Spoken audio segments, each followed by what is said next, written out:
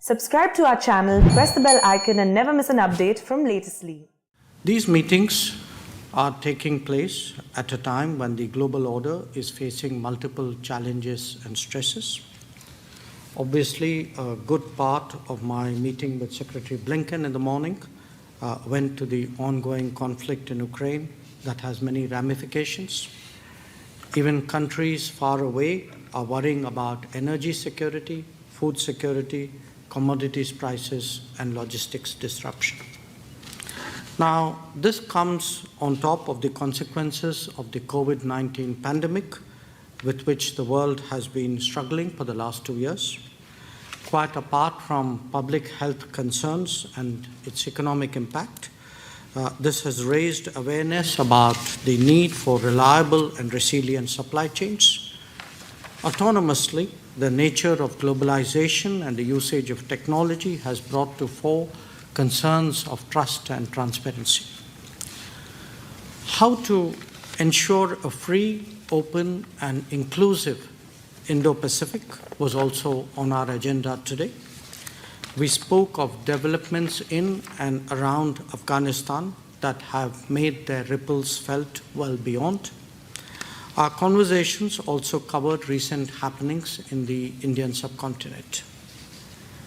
Strategic partnerships like those between India and the United States are built through shared interests, common values, and constant nurturing. It is natural that each of us will bring to the relationship our particular perspectives, experiences, and priorities. But when there is a mutual appreciation of the significance of our ties, there is also a desire to better understand each other's thinking. Our dialogue today, I believe, has helped in that regard. The report card of our bilateral cooperation is an impressive one. Defense Minister has already spoken of the great strides made in the field of defense and security. We also partner closely in counterterrorism and maritime security, making the world a much safer place. The integrated perspective that we brought to bear in this 2+2 format only underlines the gains made in different domains in recent times. The economic side of the story is particularly significant. Both trade and investment are steadily growing. We have had discussions today on both of them, as also on connectivity, infrastructure, digital issues, climate action, and energy. Our shared activities in space, science and technology, and health are also noteworthy. We see our cooperation as having a larger relevance for the Indo-Pacific. The bedrock of our relationship, as you would all agree, is its human element. It could be the students who come to universities, the flow of talent that defines our knowledge partnership, or indeed the technology and business relationships which promote innovation. They're all examples of the human bridge that connects our societies so uniquely. I look forward to highlighting this aspect tomorrow at an event in Harvard University, where I would have the pleasure of speaking along with Secretary Blinken. In a changing world, India-US ties have not only kept pace, but actually emerged as a major contributor to global peace, stability, and prosperity. This is not just the weight of our expanding partnership, but also the impact it makes on addressing global issues. Our vaccine cooperation can enhance its affordability and accessibility. Our B2B and G2G dealings can contribute to better connectivity and reliable supply chains. Our climate collaboration is underlined by the United States joining the International Solar Alliance and co-chairing the Coalition for Disaster Resilient Infrastructure. Challenges in the Indo-Pacific have also been a particular focus of our discussions. We appreciate the attention and energy devoted by the United States to the Quad. Its elevation and intensification in the last year benefits the entire Indo-Pacific. Indeed, the Quad has emerged as a powerful force of global good.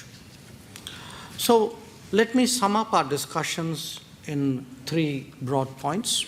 1, it has helped us today to strategize on mitigating the volatility and unpredictability that the world is currently experiencing.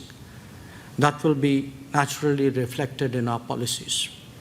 2, it has encouraged us to think together on long-term challenges, especially in the Indo-Pacific.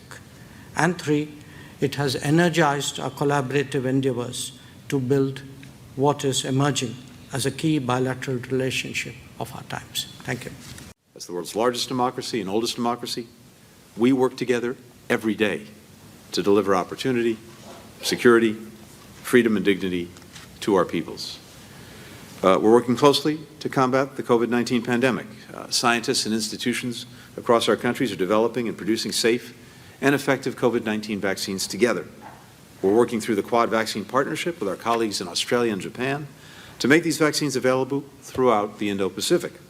As of today, Quad partners have collectively provided more than 500 million vaccine doses. We're rapidly expanding production to make more at the Biological E facility in India. We're standing together for our shared commitment to uphold a free, rules-based international order that safeguards sovereignty, territorial integrity, and independence. Today, we reaffirmed our commitment to promoting regional stability, the rule of law, the peaceful resolution of disputes, and to expanding our strategic partnership with ASEAN. Russia's war against Ukraine is an attack on Ukraine's people. It's also an attack on that rules-based order that we both adhere to and defend. The United States will continue to increase our support to the government and people of Ukraine and call on other nations to do the same, just as we call on all nations to condemn Moscow's increasingly brutal actions. Russia's aggression stands in stark contrast to the vision that the United States and India share for a free and open Indo-Pacific.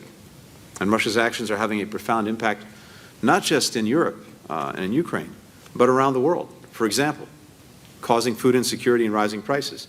Ukraine's farmers have been forced to flee or to fight as Russian troops intentionally destroy farmland and equipment and prevent Ukraine from exporting their wheat through Black Sea ports.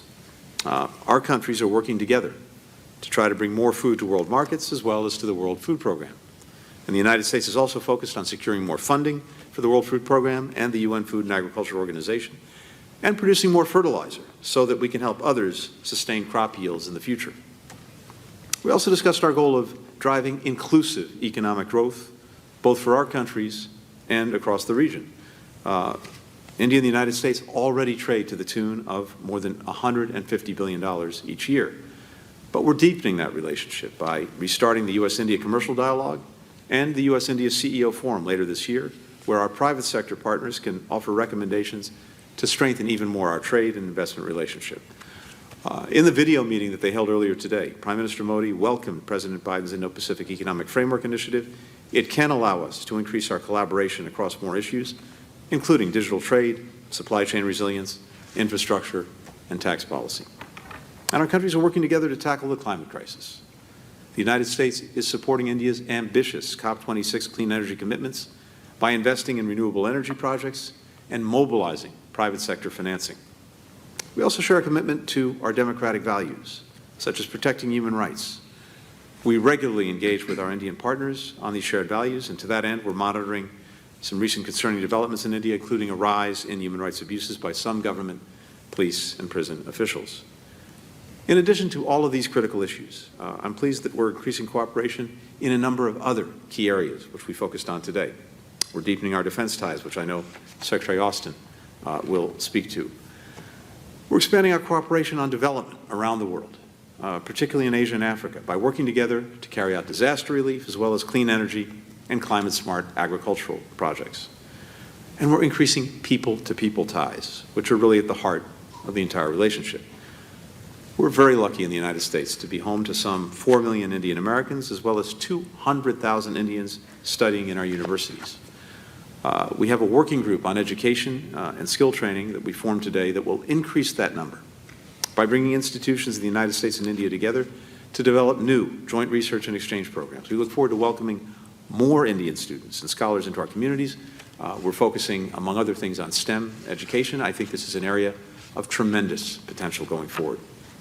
Let me just say in conclusion that very soon after our countries established diplomatic relations, some 75 years ago, Prime Minister Nehru came to visit the United States. President Truman met him on the tarmac of the airport.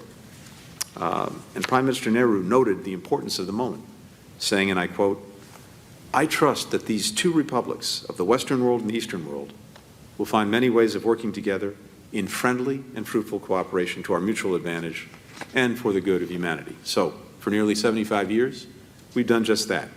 And I'm grateful to our partners for making it possible for that friendly and fruitful cooperation to continue and to deepen.